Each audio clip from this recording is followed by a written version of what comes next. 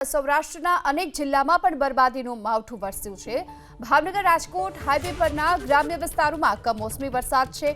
સિહોર સોનગઢ સણોસરા સહિતના ગ્રામ્ય વિસ્તારોમાં માવઠું પડ્યું। કમોસમી વરસાદને લઈ ખેડૂતોને મોટું નુકસાન થઈ શકે છે। ઉનાળુ પાકની સાથોસાથ બાગાયતી પાકમાં પણ નુકસાનની સંભાવના છે।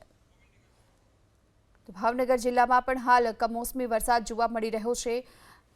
સિહોર સોનગઢ સણોસરા સહિતના ગ્રામ્ય વિસ્તારોમાં હાલ માવઠું થયું છે અને કમોસમી વરસાદથી ખેડૂતોને મોટા નુકસાનની પણ શક્યતા જોવા મળી છે। તો ભાવનગર રાજકોટ હાઈવે પરના ગ્રામ્ય વિસ્તારો છે કે જ્યાં હાલ કમોસમી વરસાદ વરસી રહ્યો છે।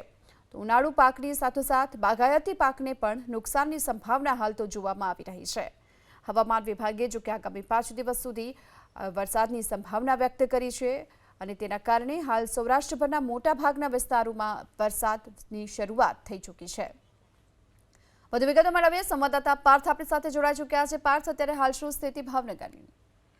જણાવી દો, ભાવનગર જિલ્લાના વાતાવરણમાં પલટો આવ્યો છે। જે પ્રમાણે હવામાન વિભાગ દ્વારા આગાહી આપવામાં આવી હતી તેને લઈને વાતાવરણમાં અચાનક જ પલટો આવ્યો છે। આ દ્રશ્યો છે ભાવનગર રાજકોટ હાઈવે રોડ પરના કે જ્યાં સિહોર સોનગઢ સણોસરા સહિતના જે ગ્રામ્ય વિસ્તાર આવેલા છે કે જ્યાં વરસાદી માહોલ જોવા મળી રહ્યો છે।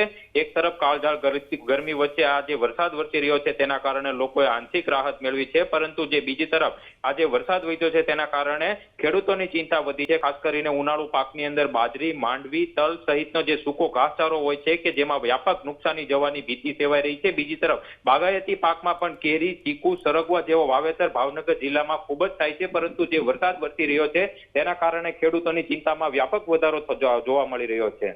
જી આભાર આપનો આ સમગ્ર માહિતી બદલ।